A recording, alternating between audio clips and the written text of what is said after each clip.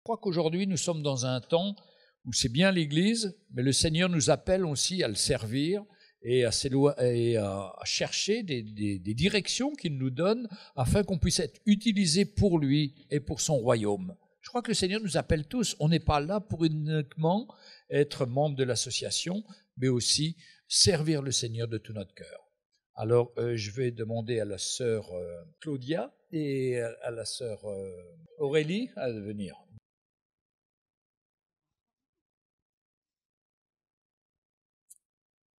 Bonjour, mes sœurs et frères. Voilà, donc du coup, ce n'est pas du harcèlement que je veux faire ce matin, mais donc je vais reparler un peu de Porte Ouverte. Et donc du coup, c'était pour vous en parler un petit peu, comment ça se passe. Donc là, à l'heure d'aujourd'hui, on a 90 €. Et Aurélie, de ton côté, moi ça vient aussi. Voilà, et puis bon, du coup, il y a aussi de l'entraînement. Donc en ce moment, je fais mon petit footing, je m'entraîne.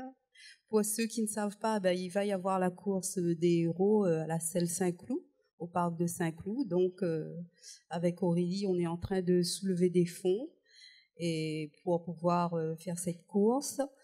Et puis, le but de cette course, c'est de la construction des maisons en Inde pour Porte Ouverte. Voilà. Pour les chrétiens persécutés, je te laisse. Après le passage de Porte Ouverte à l'église, on a vu la détresse des autres chrétiens, et comme quoi nous, on est vraiment bien, on est bénis d'être dans un pays où on n'est pas persécuté, où on vit bien, où on a des moyens. Et je pense que c'est plus que naturel pour nous de pouvoir soutenir ces autres chrétiens. Et donc, il y avait la course des héros, donc Claudia a vu, elle s'est dit c'est une excellente occasion pour pouvoir emmener notre contribution en tant qu'une église. Donc, pour y participer, chaque coureur a besoin de soulever 250 € de fonds. Donc, c'est pour ça qu'on a ouvert une page, donc il y a le lien. On pourra vous donner le lien si vous voulez faire des dons. Et la date limite, c'est le 17 juin. On est aussi exonéré. On a aussi une déduction au niveau des impôts fiscaux. Donc, si jamais vous auriez aimé participer également ou courir, il suffit juste de soulever 250. Mais c'est très facile. Vous travaillez, vous avez des collègues, c'est une occasion d'en parler et de montrer, de pouvoir porter le cœur du Seigneur pour les autres personnes, quoi. Moi, c'est ce que j'ai fait dans mon travail et les réponses sont plus que favorables. Les gens, ils sont touchés de voir qu'on peut œuvrer pour autre chose que nous-mêmes. Donc, je vous encourage, si jamais vous voulez y participer, n'hésitez pas et contactez-nous et on compte sur vos dons aussi. Merci. Je veux plusieurs explications. D'abord, je vais vous donner pourquoi on veut pas faire pourquoi il n'y aura pas de réunion jeudi. Parce que vraiment, le Seigneur a mis dans mon cœur que nous ne sommes pas appelés à faire toujours des réunions pour faire des réunions. À la fin, on est saturé de réunions et puis surtout, on est tourné toujours sur nos propres besoins. Je crois que la parole de Dieu, elle est puissante pour répondre à nos besoins. Quand nous venons au culte, nous ouvrons notre cœur au Seigneur. Le Seigneur, il dépose sa parole, il nous guérit, il intervient dans notre vie et il veut vraiment qu'il y ait quelque chose qui se passe. Bon, c'est sûr, le lundi, on prie, et ça c'est très important qu'on prie, qu'on prépare notre cœur, mais le restant de la semaine, on doit servir le Seigneur. On est appelé à servir le Seigneur. Et à la fin, si on continue toujours sur un rythme identique, on va aller de lundi, mercredi, jeudi, enfin, on peut avoir des réunions tous les soirs. Mais ça ne change pas nos vies et surtout, on n'est plus disponible à l'écoute du Seigneur et à la disponibilité du Seigneur pour aller voir nos voisins, les gens qui sont autour de nous, auxquels le Seigneur nous appelle. Pour moi, l'Église, c'est un témoignage de la gloire du Seigneur. Quand Jésus a quitté cette terre, la dernière phrase qu'il a dite, c'est la phrase la plus importante parce qu'il a dit maintenant, allez dans toutes les nations, faites des disciples. Mais c'est toujours cette même phrase qu'il y a. Mais au lieu d'aller, nous, on reste souvent chez nous, on reste à l'église, on est béni, on retourne, on est béni, mais on ne s'occupe pas de nos voisins, de tous les gens qui sont perdus pour l'éternité. Et j'ai une petite vidéo à vous présenter.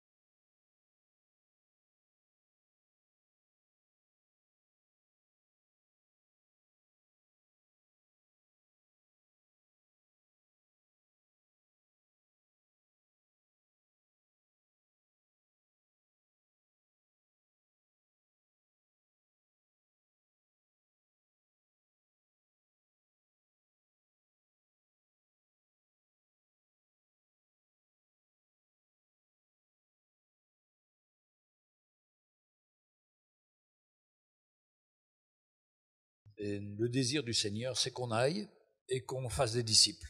On revient de la conférence, on a eu des super messages. Franchement, un message clair qui répond aux besoins de toutes les églises qui sont autour de nous.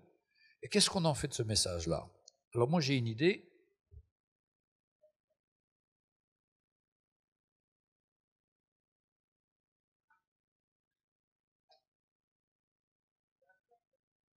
J'ai à cœur qu'on puisse distribuer ces messages auprès des pasteurs que nous connaissons à droite à gauche. Un jour ici, on a démarré le culte, et ça faisait la deuxième fois qu'on avait le culte, je me suis dit, je vais aller voir les pasteurs à Nanterre. Je suis arrivé dans une salle à la limite de Rueil, chez un pasteur, il était lui et sa femme, tous les deux. Ce pasteur-là, je me suis approché, je lui ai témoigné que j'étais pasteur aussi, je lui ai parlé de cet évangile.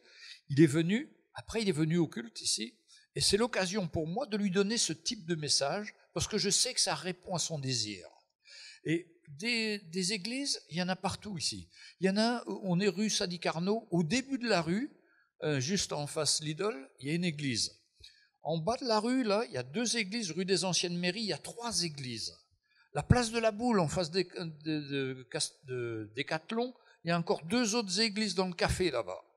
Mais si personne ne va pour les aider, on peut aller en Afrique, mais on ne va pas en France, on ne va pas dans notre village, dans notre ville. Donc, pour moi, ce qui est important, c'est qu'on puisse se remuer, les frères et sœurs. C'est qu'on puisse, au lieu de faire toujours des réunions, se lever et aller à la rencontre des autres. On sera surpris des contacts qu'on va avoir. Peut-être des contacts pas toujours positifs au départ, mais il y en a qui seront positifs, parce qu'il y a des pasteurs qui attendent. Il y a des pasteurs qui viendront peut-être pas sur Internet, qui viendront peut-être pas lire notre livre ou aller sur les sites, mais par contre, si vous allez, vous leur parlez, vous leur dites, pasteur, je voudrais vous offrir un petit cadeau. On était à une conférence à Maurice, l'évangile a été vraiment annoncé clairement, les différents points, et je voudrais vous l'offrir. S'il vous plaît, pasteur, il y a mon adresse là, alors ça peut être une petite carte de l'église avec votre nom, votre téléphone. Écoutez ça, pasteur, je viendrai vous revoir dans 15 jours, dans 3 semaines, savoir si vous l'avez écouté, puis on en parlera ensemble si vous voulez. Ça crée des liens et des contacts, ça permet à des pasteurs de pouvoir être touchés. On pourrait faire ça auprès des membres de l'Église, mais ça a toujours des problèmes qui font des petits problèmes après. Il faut que ce soit la tête qui soit touchée. Quand le pasteur est touché, toute l'Église est touchée. Et si nous allons voir les membres et leur donnons ça, et que le pasteur n'est pas d'accord, c'est déjà un mauvais témoignage, une mauvaise approche. Par contre, nos amis à nous, que nous connaissons personnellement, à qui nous pouvons mettre une petite enveloppe, leur envoyer le CD pour dire j'étais à une conférence, ça c'est à titre personnel, c'est autre. Mais surtout, je voudrais vous encourager à aller voir les pasteurs. Pour ça, j'ai ici un annuaire évangélique de toutes les églises, dans chaque ville, dans chaque endroit, l'adresse, le téléphone du pasteur. Ça, c'est le livre. Mais il y a un site qui s'appelle www.église.org et vous avez tous les renseignements des pasteurs dans votre village, dans votre ville, là où vous habitez. Et c'est une occasion d'aller leur donner la parole du Seigneur. Alors, on a préparé des CD. Normalement, ça coûte 2 €, mais on préférerait que ce soit donné, que vous puissiez les prendre gratuitement, parce qu'on voudrait que personne ne soit limité. Prenez chacun 2-3 CD ou 2 CD, vous en faites bon usage, eh bien, ça vaudra vraiment la peine. Il n'y a même pas besoin de les acheter, on vous les offre si vous voulez. On a aussi d'autres CD, il y en a un qui, par exemple, si vous rencontrez quelqu'un qui est de Côte d'Ivoire, ça c'est les conférences de Mickey en Côte d'Ivoire. C'est aussi très à la portée de chacun des pasteurs. Donc, on vous donnera des cartes de l'église. Vous pouvez mettre votre carte, rajouter votre nom et votre téléphone, et comme ça fera un contact. Frères et sœurs, il faut que l'évangile sorte de nos murs. Si c'est pour nous uniquement, c'est limité. Dieu nous appelle à sortir de nos murs pour être ces instruments du Seigneur et le faire connaître.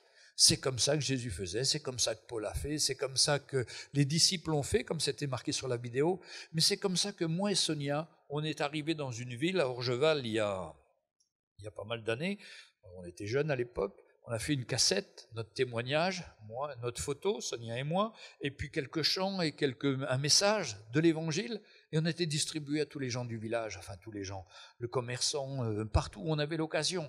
Et pour finir, on a eu après l'occasion de passer La Croix et le Poignard, le film de David Wickerson. On a eu 600 personnes sur 1000 personnes dans le village, 600 personnes sont venues là, on a tous entendu parler de l'évangile, la directrice de l'école officielle catholique s'est convertie, beaucoup de gens se sont convertis, nos voisins du dessous, nos voisins sur les côtés, on faisait des réunions de prière, on a eu jusqu'à 100 personnes dans l'église, on a vraiment vu la main du Seigneur. Et nous, on a passé des temps merveilleux. Parce que quand on est préoccupé par les autres, Dieu s'occupe de nous, et sa grâce est là, et on n'a plus de problème, parce qu'on voit tellement de gens qui ont des problèmes, qui meurent. Par contre, nous, on est la solution pour ces gens-là. On leur apporte la vie, on leur apporte la réponse qu'ils cherchent depuis des années et qui sont perdus, mais nous, on leur apporte Jésus. Et quand on leur apporte Jésus, la grâce du Seigneur se manifeste. Donc vraiment, je voudrais vous encourager chacun à rentrer dans des choses que le Seigneur veut vous conduire dedans. Ce qui est important, c'est que votre vie spirituelle ne dépende pas de l'église, du pasteur, des anciens. L'église spirituelle, votre vie spirituelle doit dépendre du Seigneur. Moi, en tant que pasteur, je ne voudrais pas que vous dépendiez de moi. Pour ça que je ne veux pas trop qu'on me téléphone, qu'est-ce que tu penses de ça? Non, demandez au Seigneur.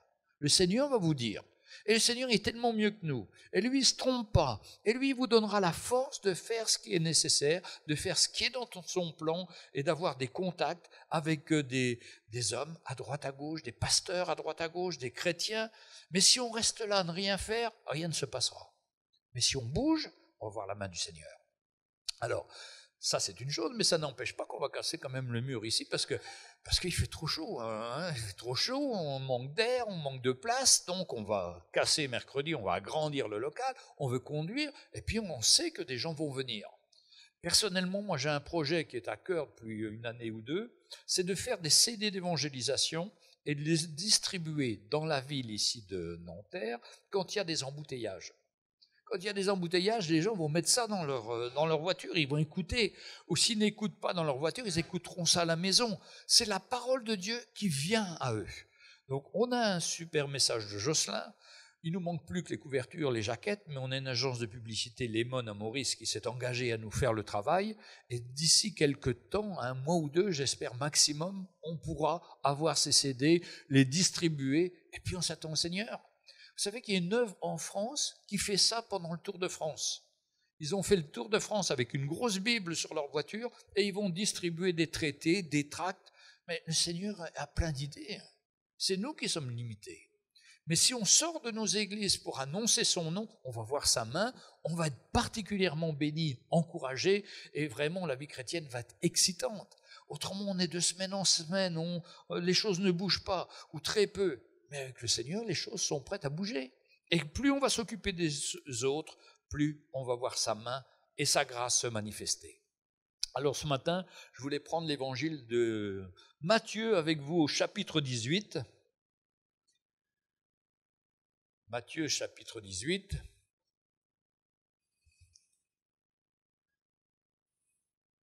Alors le titre, c'est « La foi simple d'un enfant, ne pas scandaliser les petits ». À ce moment, les disciples s'approchèrent de Jésus et lui dirent « Qui est donc le plus grand dans le royaume des cieux ?» Jésus, ayant appelé un enfant, le plaça au milieu d'eux et lui dit « Je vous le dis en vérité, si vous ne vous convertissez pas et si vous ne devenez pas comme les petits enfants, vous n'entrerez pas dans le royaume des cieux. C'est pourquoi quiconque se rendra humble comme ce petit enfant sera plus grand le plus grand dans le royaume de Dieu. » Là, mes frères et sœurs, on a une discussion entre les disciples qui a duré très longtemps. C'était toujours leur question. Qui est le plus grand ? Parce que les disciples avaient une vision humaine du plan de Jésus. Ils n'avaient pas la vision céleste, ils n'avaient pas la vision de l'éternité, ils n'avaient pas la vision du plan de Dieu qui allait donner son Fils pour nous sauver. Eux, ils restaient sur quelque chose d'humain. Et ils pensaient que Dieu allait mettre sa justice sur la terre, créer un royaume sur la terre, et ils se battaient pour savoir celui qui serait le plus grand, celui qui aurait le plus de responsabilités. Et des fois, quand on est entre nous, mes frères et sœurs, ça peut être gênant de vouloir être un grand, de vouloir être un pasteur, de vouloir être un prédicateur, si ce n'est pas le Seigneur qui nous appelle. Il faut que la paix y vienne du Seigneur. Mais vous savez, en tous, chacun d'entre nous, on a en nous ce qui s'appelle de l'orgueil. Et vous savez, c'est quand on croit qu'on n'en a pas que là, qu'il est encore plus fort. On veut tous être les premiers, on voudrait tous être serviteurs, on voudrait tous être élevés. Mais le Seigneur, devant tous ses disciples, va chercher un enfant. Il dit, viens cet enfant-là. Alors les disciples s'approchèrent de Jésus et dirent, qui donc? Alors, Jésus ayant appelé un petit enfant, le plaça au milieu d'eux. Vous savez, les enfants, à cette époque-là, étaient considérés comme moins que rien. Parce qu'un enfant, il n'avait pas de défense, parce qu'un enfant, il ne pouvait rien apporter, parce qu'un enfant, il avait très peu de moyens, il était dépendant des adultes. Et Jésus prend le plus petit. Il prend, comme il nous a choisis, nous, les gens les plus petits, les plus bas, pour nous appeler à son évangile, pour porter un évangile qui nous dépasse. L'évangile, c'est tellement plus grand que nous. Et comme ça, il dit dans un autre passage, il dit, mais parmi vous, il n'y a pas beaucoup de sages. Il n'y a pas beaucoup d'intelligents, il n'y a pas beaucoup de grands boucs, il n'y a pas beaucoup de grands hommes, des gens qui ont fait des écoles, les nains qui font des grandes écoles. Il aurait pu prendre ces gens-là. Mais ce n'est pas ça qu'il prend. Il cherche des hommes qui ont un cœur pour lui. Et c'est ça notre qualification, c'est d'avoir ce cœur disponible pour lui, et lui, il nous équipe pour son royaume. Mais pour ça, il faut devenir comme un enfant. C'est-à-dire reconnaître notre incapacité. C'est quand on se croit capable qu'on ne peut plus être utilisé par le Seigneur. Quand on croit qu'on sait prêcher, quand on croit qu'on peut faire les choses, qu'on va dire les bonnes choses, nous, qui vont faire du bien aux gens. Non, c'est pas ça que Dieu cherche. Au contraire, Dieu cherche des hommes brisés, qui s'attendent à lui, qui reconnaissent leurs faiblesses, qui sont comme ses enfants, humbles, et dit, voilà, ayant appelé un petit enfant, le plaça au milieu d'eux, et lui dit, je vous le dis en vérité, si vous ne convertissez pas, si vous ne devenez pas comme ces petits enfants, vous n'entrerez pas dans le royaume de Dieu. C'est pourquoi quiconque se rend humble comme ce petit enfant. C'est pas facile de se rendre humble. C'est pas facile de s'humilier. C'est pas facile d'avoir un cœur humble qui reconnaît ses faiblesses, ses manquements. Mais celui qui sera comme cet enfant humble, qui ne revendique rien. Un enfant, ça ne revendique pas. Par contre, un adulte, ça a toujours quelque chose à dire. Ah, c'est pas assez ci, c'est pas assez ça. Enfin, vous savez, on est tous comme ça. Même moi, même nous tous, c'est en nous, c'est notre chair. Un enfant, lui, il regarde avec ses grands yeux, il s'attend toujours à l'adulte, à trouver des bonnes choses, et il s'attend toujours de ces adultes. Et quiconque reçoit en mon nom un petit enfant comme celui-ci, me reçoit moi-même. Ah, quelle leçon pour tous ces pharisiens, pour tous ces apôtres, pour tous ces grands hommes qui se croyaient avoir une grande carrière, qu'avoir une grande place. Jésus dit, non, il faut que vous reveniez comme ce petit enfant. Pour ça qu'il dira à Nicodème, il faut que tu naisses de nouveau. Toi le grand théologien, toi qui connais pharisien, qui connais la Bible, qui connais tout, mais c'est pas ça qui compte. C'est que tu renaisses de nouveau, tu t'humilies, tu reviennes à mes pieds, tu reconnaisses tes faiblesses, tes manquements. Et là, le Seigneur a pu l'élever. C'est pourquoi quiconque se rendra humble comme ce petit enfant sera le plus grand dans le royaume des cieux. Tout ça pour vous dire, mes frères et sœurs, que dans ce passage-là, j'essaye de l'actualiser. On peut être chrétien, on peut vouloir faire des tas de choses pour le Seigneur, on peut vouloir avoir des tas d'idées, mais à un moment, il faut abandonner ces idées et puis se dire, Seigneur, ce qui compte, c'est pas ma bonne idée, c'est pas mon plan, c'est pas ce que moi je pensais de bien. Seigneur, ce que j'ai besoin de faire, c'est de m'aligner avec les hommes et les femmes que tu as mis en responsabilité, enfin les hommes que tu as mis en responsabilité, pour qu'on puisse travailler ensemble dans l'unité afin que ta gloire paraisse. Vous savez, nous, les anciens, on n'est pas toujours d'accord. On peut avoir des avis tellement différents les uns des autres, parce qu'on a des cultures différentes. Mais il y a quelque chose qui nous unit, c'est de voir l'Église du Seigneur grandir, être unie, être au bénéfice de messages de l'Évangile, même s'il y a des aspects qui ne nous plaisent pas, personnellement. Mais on est prêt à enterrer ces aspects qui ne nous plaisent pas ou on n'aurait pas fait pareil, pour nous unir ensemble et voir la gloire du Seigneur. Ce qui compte, c'est de voir la gloire du Seigneur. Ce qui compte, c'est ne pas mettre mon avis en premier, c'est pas que j'ai raison. Non, il faut oublier d'avoir raison. Nous, ce qu'on veut, c'est la gloire du Seigneur, que le Seigneur soit vu. Et c'est une grâce de travailler avec les trois anciens, pour nous ici en France, avec Jean-Charles, avec Bruno. On a souvent, comme je vous dis, des idées différentes. Et puis quand il y a un petit truc, on n'arrive pas à se mettre d'accord, on appelle le ministère apostolique. Et puis le frère qui nous dit, ben voilà, c'est pas ça, c'est comme ça qu'il faut voir les choses. Ben on s'aligne, Et comme je vous l'ai déjà dit, une fois c'était arrivé comme ça, et puis j'ai même oublié ce que c'était. Et ce jour-là, je sais qu'une chose que j'ai pas oubliée, c'était que c'était moi qui avais tort. Et j'ai avalé la chose, j'ai dit, mais d'accord, je m'aligne. Et puis j'ai tellement avalé que je ne sais même plus ce que c'est. Alors, pour vous dire, mais ça c'est une grâce que Dieu m'a fait. Hein. Donc j'ai plus aucun remords ni aucune chose. Le Seigneur nous a libérés. Parce que ce qui compte, c'est la gloire du Seigneur. C'est pour ça qu'il ne faut pas garder des petits points à nous, des petites visions à nous, des petites choses que nous, on aurait fait différemment. Peut-être qu'on aurait fait différemment, mais ce n'est pas ça qui compte. Ce qui compte, c'est l'unité dans le corps de Christ, c'est la gloire du Seigneur qui puisse se manifester. Et ces disciples-là, ils n'étaient pas prêts de lâcher le morceau parce qu'il y a plusieurs passages où ils sont là, mais qui est-ce qui est le plus grand? Est-ce que c'est moi? Puis il y en a même qui ont envoyé leur maman demander à Jésus, hein, moi je veux qu'il y en ait un qui soit à droite et l'autre à ta gauche. Et c'était toujours leur combat. Ils avaient le Seigneur en présence d'eux, et eux, ils ne pensaient pas à ce que ce soit le Seigneur le plus grand, ils voulaient que ce soit eux. C'est très humain. Mais on pourrait regarder ensemble dans Marc chapitre 9, verset 23, ces choses qui reviennent tout le temps. Pourquoi Marc 9, verset 23 ?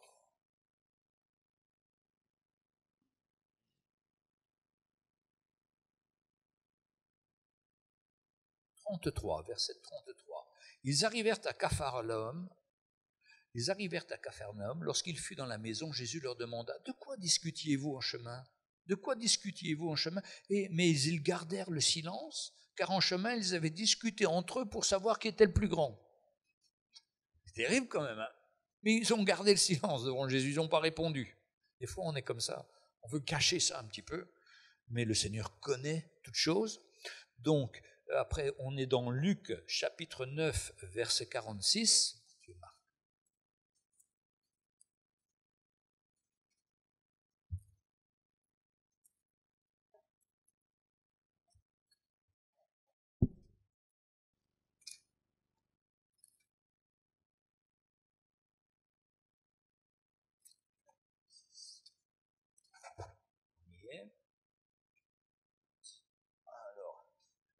Or, une pensée leur vint à l'esprit, savoir lequel d'entre eux était le plus grand. Jésus, voyant la pensée de leur cœur, prit un petit enfant, le plaça auprès de lui. Donc c'est toujours la même histoire qui est racontée là.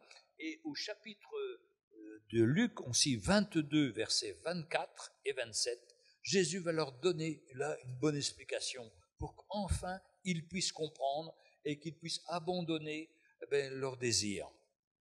Donc Luc 12, chapitre 22, Luc 12, verset 22. Hein? Luc, qu'est-ce que j'ai dit? Luc 22, verset 24. Merci. Luc chapitre 22, verset 24. Excusez-moi. Alors il s'éleva parmi les apôtres une contestation, une dispute. Lequel d'entre eux devait être estimé le plus grand?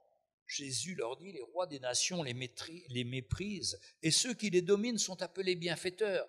Qu'il en soit de même pour vous, mais que le plus grand parmi vous soit comme le plus petit, et celui qui gouverne comme celui qui sert. Car quel est le plus grand, celui qui est à table ou celui qui sert? N'est-ce pas celui qui est à table? Et moi cependant je suis au milieu de vous, comme celui qui vous sert. Quelle réponse claire et quelle humilité Jésus avait lui-même et qui manifeste et que eux ne voient pas. Leurs yeux sont aveugles, ils ne voient pas et il n'y a pas de plus grand amour que de servir le Seigneur. Alors, il s'élève toujours ces contestations. Bien sûr, il y avait des craintes, il y avait des doutes, il y avait des jalousies. Par exemple, Matthieu chapitre 16, quand Jésus leur demande, mais vous, qui dites-vous que je suis? Matthieu 16, verset 13. C'est toujours la même question qui est toujours là. Jésus, étant arrivé par le territoire de Césarée de Philippe, demanda à ses disciples, « Qui suis-je au dire des hommes, moi le Fils de l'homme ?» Ils répondirent, les uns disent que tu es Jean-Baptiste, les autres Élie, les autres Jérémie ou l'un des prophètes. Et vous, leur dit-il, que dites-vous que je suis? Simon-Pierre lui répondit, tu es le Christ, le Fils du Dieu vivant. Ah, ça c'est une réponse extraordinaire. Ça c'est la réponse du Saint-Esprit. Et il lui dit, Seigneur, ce n'est pas... Jésus reprenant la parole lui dit, tu es heureux Simon, fils de Jonas, car ce n'est pas la chair et le sang qui t'ont révélé ça, mais c'est mon Père qui est dans les cieux. Comme quoi dans notre vie on a besoin de cette révélation du Seigneur. Comme quoi il faut arrêter de raisonner, arrêter de comparer au niveau des hommes, et puis s'attendre au Saint-Esprit qui lui nous guide, qui nous conduit et qui nous éclaire. Alors Jésus va lui dire qu'il est heureux, et c'est ça qui a fait aussi la jalousie. Parce que Jésus quelque part l'a élevé en lui disant mais c'est bien Pierre, c'est super. Qu'est-ce qu'il lui dit exactement? Moi je et voilà. Tu es heureux, Simon, fils de Jonas, car ce n'est pas la chair et le sang qui t'ont révélé cela, mais c'est mon Père qui est dans les cieux. Eux, ils sont restés simplement à ce premier verset qui dit « Tu es heureux, Simon ». Ah, et Simon a pris du galon tout d'un coup. Pour eux, ça y est, c'est lui qui va être le plus grand, donc il y a la compétition toujours. Mais moi, je te dis que tu es Pierre et que sur ce roc, je bâtirai mon église. Alors là, c'est encore plus grand pour lui. Et que les portes du séjour des morts ne prévaudront point contre elle. Je te donnerai les clés du royaume. Oh ben il est gâté là. Hein? Est-ce que tu liras sur la terre sera lié dans les cieux? Est-ce que tu délieras sur la terre sera délié dans les cieux? Mais il recommanda aux disciples de ne dire à personne qu'il était le Christ. Il n'a pas besoin de publicité, lui. Puis au chapitre 17, là c'est la transfiguration. Jésus prit avec lui Pierre, Jacques et Jean. Ah ben ces hommes-là vont être mis en avant aussi. Parce qu'on les a mis, on les a pris, Jésus les a pris personnellement pour leur révéler, pour leur montrer une transfiguration où comme il va être avec Moïse et Élie. Ah, mais il dit, mais c'est sûr, c'est ceux-là encore. Et il n'arrête pas de se comparer. Dernièrement, il y a un frère, comment il s'appelle, qui nous a envoyé une petite lettre, là, il était en train de courir un jour, un frère en Afrique, il était en train de courir à pied. Et puis, il courait, il est assez costaud comme le frère, c'est un pasteur, Niami, comment il s'appelle Eugene, voilà. Ouf. Il était en train de courir, un matin, il s'entraînait, tous les matins, il courait à une bonne vitesse pour lui, et puis il croise une dame qui était là, habillée en bleu de travail, qui allait à son travail, et puis il continue à courir, et puis quelques minutes après, il voit cette dame habillée en bleu de travail, alors que lui est en tennis, short, enfin tout l'équipement du sportif, il voit cette dame la doubler comme ça, le doubler. Oh, il dit, c'est pas possible. Mais ça c'est nous, ça, c'est nous, hein. Et puis il se met à courir encore plus vite, et il n'arrive pas à la suivre. Et puis il s'arrête, et puis le Seigneur lui montre, mais toi, on veut toujours se comparer aux autres, au lieu d'être ce qu'on est. Quand on court à notre rythme, quand on avance à notre rythme, on est bien, on est confortable, ça va bien, on fait notre effort. Mais pourquoi se comparer à cette dame qui est passée devant lui, en bleu de travail, et qui courait plus vite que lui? Mais c'est notre orgueil, mes frères et sœurs. Et combien de situations comme ça? Il y a des sœurs qui vont courir prochainement là. Ne vous inquiétez pas pour ceux qui vous doublent. Laissez-les vous doubler. Nous, ce qui est important, c'est qu'on fasse le plan du Seigneur, la volonté du Seigneur. Qu'on court la course que Dieu nous a donnée sans essayer de se comparer, sans dire mais moi je suis meilleur qu'un tel, je suis meilleur que l'autre. Non, non, on court chacun notre course. Chacun, on a un appel différent. Et à l'un, le Seigneur va nous montrer de faire cette course, à l'autre de ne pas courir comme ça, mais de faire autre chose, d'envoyer un CD, d'avoir un contact avec quelqu'un, d'aller faire un gâteau pour l'emmener à sa voisine. Vous savez, ça fait un travail extraordinaire. Vous savez, il faut qu'on sorte des caricatures, mais qu'on écoute notre cœur et qu'on soit sensible à l'Esprit de Dieu qui veut nous conduire. Et Dieu va nous conduire parce que lui, il a plein d'idées, et des bonnes idées, des idées qu'on n'a jamais pensées. Il va nous donner l'idée qu'il faut, qu'il va mettre dans notre cœur, et nous, si on obéit, on va voir des fruits pour sa gloire. Même si on ne voit pas des fruits, mais au moins on aura obéi au Seigneur. Parce que les fruits, ça lui appartient. Vous savez, il y a des fruits qui mettent très très longtemps à germer. Je connaissais un frère qui a donné son témoignage que sa maman, depuis qu'il était petit, lui enseignait toujours la parole. Et quand la maman est décédée, la maman lui a dit, quand je serai décédé, quand je serai avec le Seigneur, je veux que tu prennes ma Bible. Ça va être mon héritage, tu vas avoir la Bible. Et il est parti à travers le monde comme marin, à travers plein de pays. Et puis cette Bible, il l'avait dans son sac, mais jamais il l'a ouverte. Puis un jour, il est passé par les difficultés. Au bout de 40 ans, 50 ans, il a trouvé la Bible de sa maman. Et il a trouvé tous ces passages soulignés de Jean 3,16. Et il a commencé à ouvrir son cœur. Et il a donné son cœur au Seigneur par la Bible de sa maman. Il a fallu 40 ans pour porter des fruits. Mais nous, c'est pareil. Ce qu'on donne, vous ne pouvez pas imaginer le temps qu'il faut, mais Dieu contient ce temps. Dieu n'est pas embêté par ce temps. Lui, il a le temps et il sera germé au bon jour. On n'a pas compris l'évangile le premier jour où on est venu au Seigneur, ou très peu, mais petit à petit, le Seigneur continue son œuvre. Donc il ne faut pas se décourager, il faut semer, et quand on sème, il y aura un jour la moisson. Peut-être qu'on ne la verra pas, mais il y aura la moisson quand même. Et vous savez, un jour on va se retrouver dans le ciel. Ah, mais t'es là, toi, t'étais mon voisin. Oui, mais c'est toi qui m'as parlé du Seigneur. Mais tu sais, j'étais tellement fier que je ne voulais pas te répondre. Mais en réalité, ça travaillait mon cœur. Et 10 ans après, 20 ans après, j'ai donné mon cœur au Seigneur et je suis venu à lui. Quelle grâce, quelle grâce. Dernièrement, j'ai rencontré une jeune fille à La Réunion avec qui je parlais et je racontais l'histoire de cet enfant qui s'était mis dans le panier de l'offrande parce qu'il n'avait pas rien à donner. Elle me dit, mais moi, quand j'avais 5 ans, j'ai fait la même chose. Et ça l'a tellement touchée, elle me dit, mais ton histoire, là, ça m'a rappelé ma vie. Mais de 20 ans ou de 18 ans à 20 ans, ils avaient oublié le Seigneur. Les parents ont divorcé, ça a été la catastrophe dans leur famille, mais je crois qu'elle a 26 ans maintenant, elle est revenue au Seigneur et elle est tellement reconnaissante au Seigneur. Ça a été semé dans les cœurs, la parole est semée, elle ne revient pas au Seigneur sans avoir accompli son effet. Mais c'est nous les semeurs. Le plus grand piège de l'ennemi, c'est de nous donner plein de réunions pour qu'on fasse plein de réunions puis qu'on ne s'aime plus. On ne s'aime plus, hein. On s'aimera toujours, hein, parce qu'on est appelé à s'aimer, mais à semer. Hein, et c'est ça notre appel. Et pourtant, aujourd'hui, on a tout ce qu'il faut. Ah, il y a quelques années, quand les cassettes sont arrivées, pour moi, c'était vraiment un moyen super. Aujourd'hui, les cassettes, plus personne n'écoute.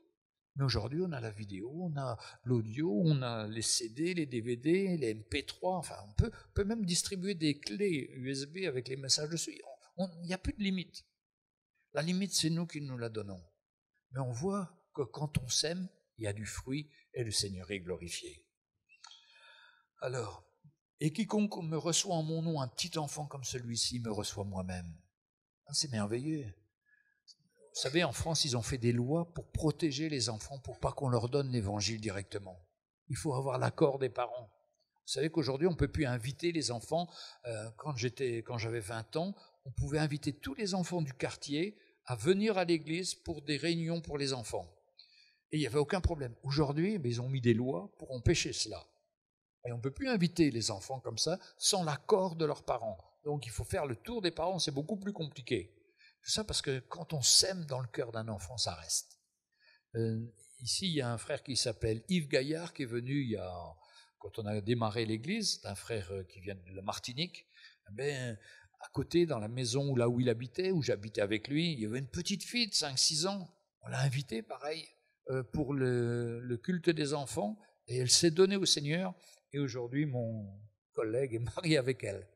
Pourtant, sa maman était opposée, elle ne voulait pas. Mais quand c'est le Seigneur qui fait une œuvre, et quand c'est semer dans le cœur d'un enfant, ça produit toujours des fruits à la gloire du Seigneur. C'est pourquoi nous, les parents, n'hésitons pas. Vous savez, ne confions pas nos enfants. S'il y a une école chrétienne, c'est bien, mais ça ne suffit pas une école chrétienne. Ce qu'il faut, c'est le témoignage du papa et de la maman à son enfant. De prendre cet enfant, de lui enseigner les bases de la foi, mais avant tout, de partager notre cœur avec lui pour qu'il sache que son papa, sa maman, aura eu toujours un cœur pour lui expliquer l'évangile, et que cet évangile, un jour, va germer dans son cœur et ne l'oubliera pas, même s'il l'éloigne au temps de la folie, même s'il s'éloigne du Seigneur au temps de la folie. Au bon temps, Dieu va lui rappeler ces choses et il va revenir au Seigneur. C'est pourquoi nous, les parents, nous avons des grandes responsabilités pour ces enfants. On peut faire beaucoup de choses à l'église, mais pour moi, ce qui est plus important, c'est à la maison. Prendre du temps avec chacun de son enfant.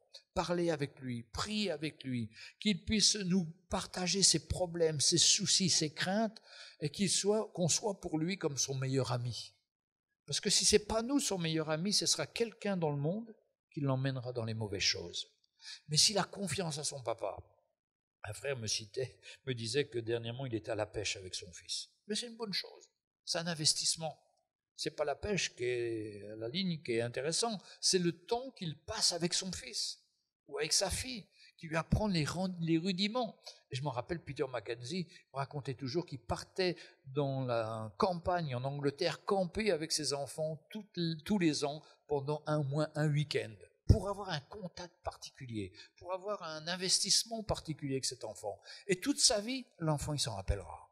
Il se rappellera, mon père a pris du temps pour moi et pour investir dans mon cœur la vie du Seigneur.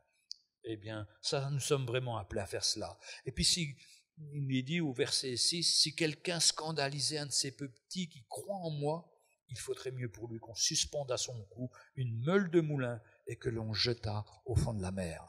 Pour ça, quand je vois aujourd'hui l'éducation, ce qu'on apprend dans l'école publique, contre Dieu, à être contre Dieu, à nos enfants qui connaissent le Seigneur, ben, les frères et sœurs, il est dit, il ferait mieux pour lui qui donne ses cours, qu'on suspende à son cou une meule de moulin et que l'on jette au fond de la mer. Ils ne se rendent pas compte les risques et les conséquences qu'il y aura pour leur vie. Et c'est pourquoi nous devons faire toujours le contre-balance, la contre... oui, à l'égard de cet enseignement qui éloigne nos enfants du Seigneur. Il dit malheur au monde à cause des scandales, car il est nécessaire qu'il arrive des scandales. Mais malheur à qui par qui le scandale arrive. Si ta main ou ton pied sont pour toi une occasion de chute, coupe-le, jette-les loin de toi. Mieux vaut pour toi entrer dans la vie boiteux ou manchot que d'avoir 2 pieds et 2 mains et d'être jeté dans le feu éternel. Que nos yeux, que nos mains, que tout ce que Dieu nous a donné servent pour sa gloire et non pas pour le mal. Si c'est pour le mal, il dit, il faut mieux être coupé, il faut mieux être boiteux, il faut mieux avoir cette main jetée dans le feu, mais garder notre santé spirituelle, notre vie spirituelle, et de ne pas être un sujet de scandale pour ses enfants, mais au contraire, être toujours des sujets d'encouragement. Si ton œil est pour toi une occasion de chute, je crois que c'est pour nous tous l'occasion de chute, l'œil. Alors, ne vous arrachez pas les yeux, mais jette-les loin de toi. C'est pas une phrase qu'il faut prendre à la lettre, mais c'est une phrase qu'il faut prendre spirituellement.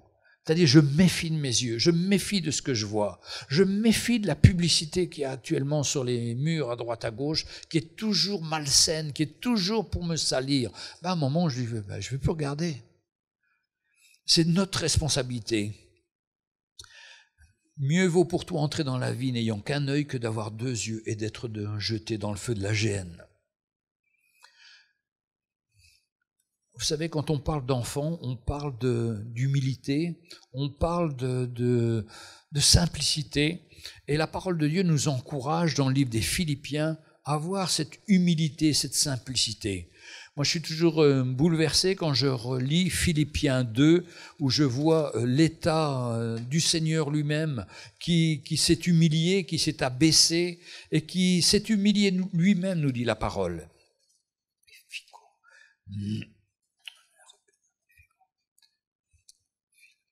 Et Philippiens 2, verset 3. Ne faites rien par esprit de parti ou par vaine gloire, mais que l'humilité vous fasse regarder les autres comme étant au-dessus de vous-même. Frères et sœurs, il n'y aurait pas de conflit dans l'Église si on a ça dans notre cœur, si on est toujours prêt à reconnaître l'autre comme étant supérieur à nous-mêmes. Et se dire, mais il pense différemment, mais peut-être qu'il voit des choses que moi je ne vois pas.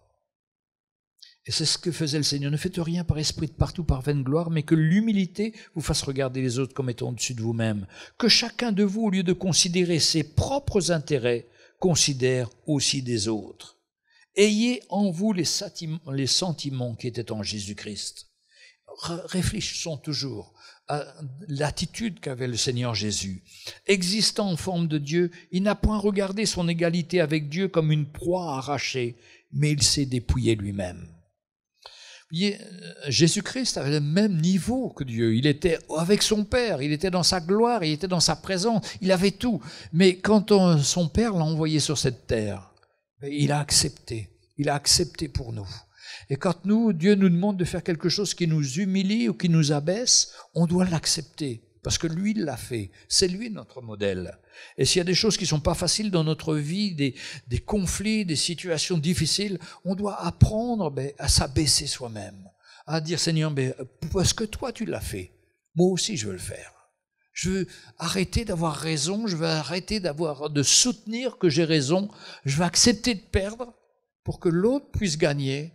Mais Seigneur, c'est toi qui vas faire l'œuvre, c'est toi qui vas parler, c'est toi qui vas travailler le cœur. Et le Seigneur, lui, n'a pas regardé son égalité avec Dieu comme une proie arrachée, mais il s'est dépouillé lui-même. Parce que des fois, c'est la vie qui nous dépouille. C'est notre banquier, c'est des gens supérieurs à nous-mêmes qui nous humilient, qui nous racontent des trucs. Et pour finir, ils ont raison et on est humilié. Être humilié par les autres et humilier soi-même, c'est différent. Accepter de s'humilier soi-même. Accepter de renoncer à notre droit ou accepter de renoncer à ce qu'on a comme pensée que l'on pense être tellement meilleur. Et vous voyez, c'est comme ça que dans les couples, la guerre s'arrête. Quand il y en a un qui a une idée, l'autre a une autre, il faut qu'il y en ait un qui meure. Parce que s'il n'y en a plus qu'un pour se battre, il n'y aura plus de guerre. Mais pour se battre, il faut toujours être deux. S'il y en a un qui meurt, il n'y a plus de bagarre. Et c'est à nous qui connaissons le Seigneur que Dieu nous demande de nous humilier, même si on a raison.